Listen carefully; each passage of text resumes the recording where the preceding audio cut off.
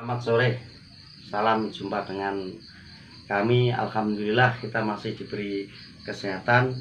Jadi untuk kali ini kita bisa membicarakan masalah kode-kode emas yang kemarin. Assalamualaikum warahmatullahi wabarakatuh. Selamat datang di channel Pratama Manunggal. Jangan lupa untuk like, komen, dan subscribe.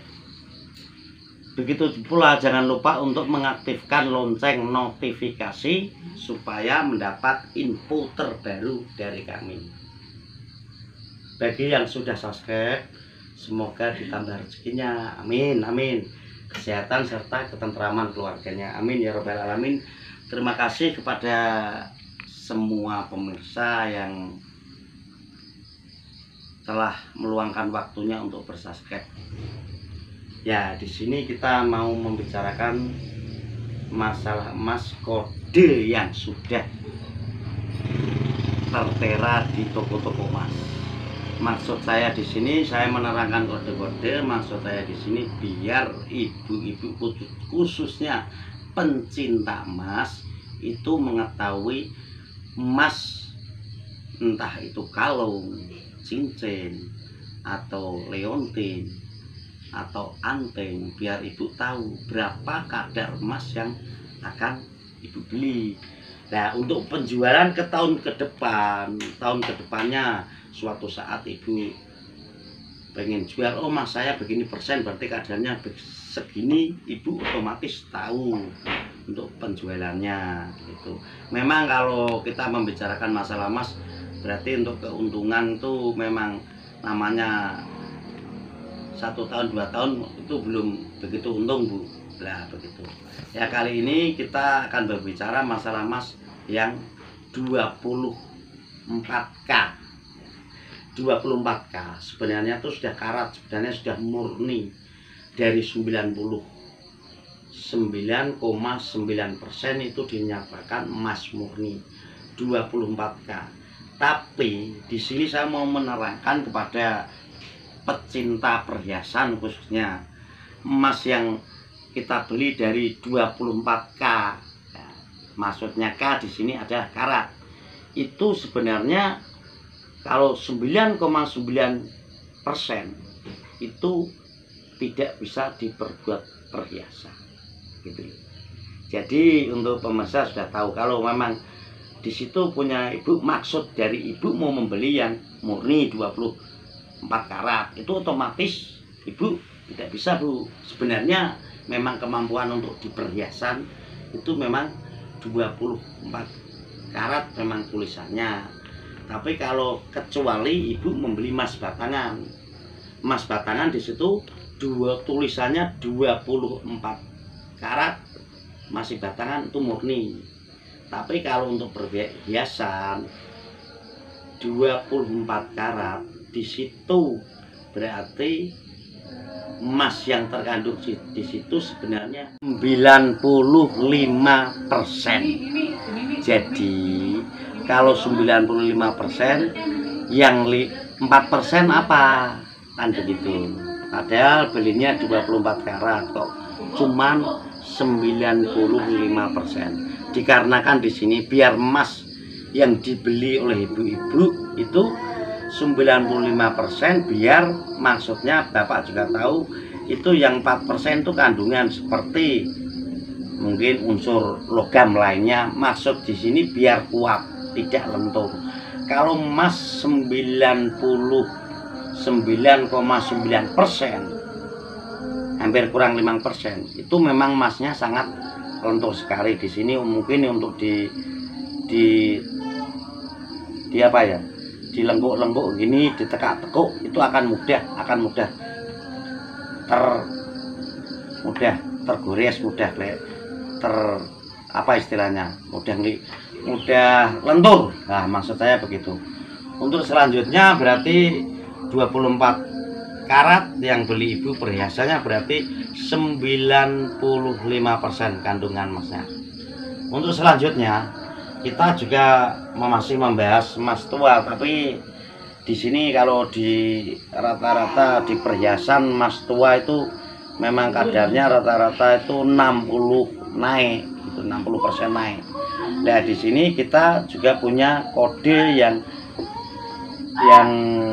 punya nama UFU. Nah, UFU hurufnya UFU. Nah, di situ huruf UFU itu kalau di perhiasan itu ada yang saya terangkan. Huruf UFU itu depan belakang, biasanya rata-rata emasnya yang di belakang itu, kodenya di belakang.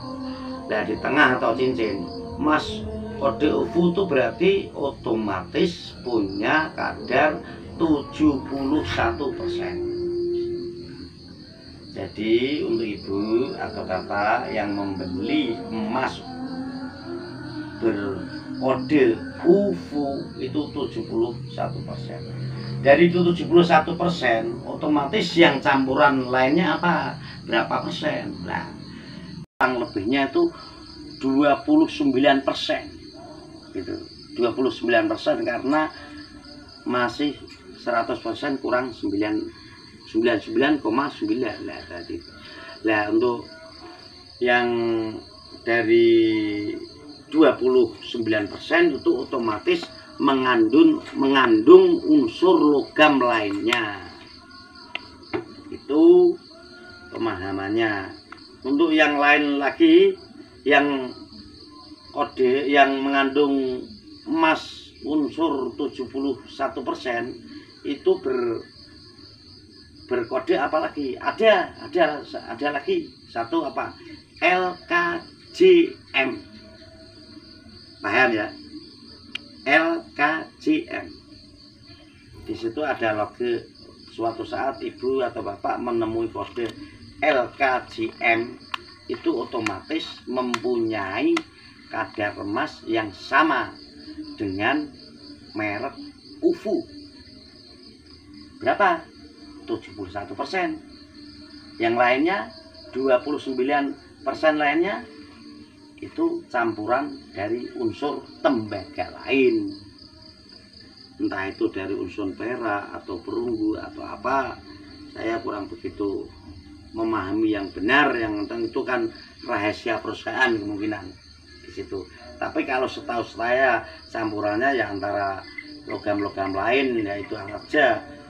Kalau kita tes dari kadar merek LKJM itu 71%.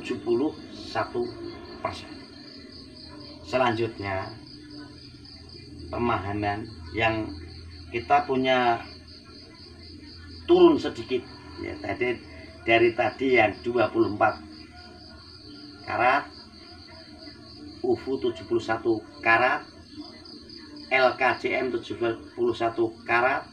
Sekarang kita turun lagi, yang kita punya kode SK. Dari kode SK, tapi jangan istilahnya jangan anu ya. Kode SK itu ada yang sebenarnya itu ada yang muda, tapi ini yang khusus kode SK. Jangan bedakan antara kode S sama SK.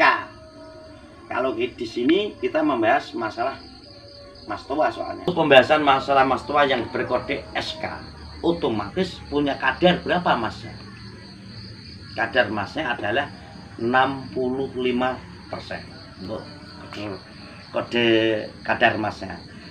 Kadar emasnya 65%, berarti otomatis dari unsur lainnya 35%, otomatis unsur lainnya. Entah itu campuran yang saya sebutkan tadi, kemungkinan entah perak, entah perunggu, entah campuran yang lain, saya kurang begitu paham. Itu mungkin juga rahasia dari pengrajin. Yang jelas kadar emasnya sama 65%. Untuk selanjutnya kita naik dari 71%, kita turun 65%, sekarang kita naik lagi. Nah, kode berapa lagi? Kita kode KH ya. Kode KH di sini kita tentukan masih punya nominal kadar emas yang cukup lumayan, cukup tinggi. Kadar KH di sini adalah 77%. Nah, dan lainnya mengandung unsur lain yang apa 33%. Jadi untuk pengetahuan kepada semua pemirsa yang menyaksikan YouTube ini, kalau kita membeli emas itu memang kalau di kalangan awam taunya emas tua, padahal memang kadarnya yang sangat berbeda-beda. Tadi saya punya kode KH. KH itu yang mengandung 77%, sekarang masih ada lagi yang 77%. Yang mempunyai hampir sama dari KH tadi adalah M, huruf M1, M-nya M besar. Kebanyakan di situ M besar, bukan M kecil. Di situ kalau kita mempunyai kode yang M besar, itu juga meskipun yang berbentuk anteng, leonting, cincin dan lainnya, itu di situ mempunyai kadar yang sama, mempunyai kadar 77%. Jadi untuk hitung-hitungannya 77% yang kodenya M itu yang otomatis 33% mengandung unsur logam lainnya.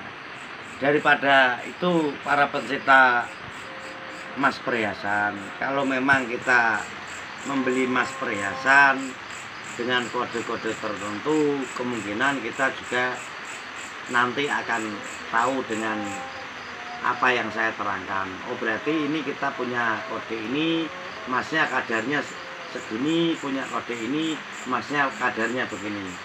Nah, terima kasih kepada semua pemirsa Pratama Manunggal. Semoga untuk yang menyaksikan YouTube kami jangan bosan-bosan untuk saling komen, komentar, dan nanya-nanya lainnya. Dan apabila saya masih ada kesalahan, mungkin itu di luar dari pengetahuan saya, memang yang saya tahu memang kayak gitu, itu sudah saya jalankan kurang lebih hampir 19 tahun atau 17 tahun. Itu rata-rata hampir tepat 85% atau 90%. Terima kasih. Bila taufik wa hidayah. Wassalamualaikum warahmatullahi wabarakatuh.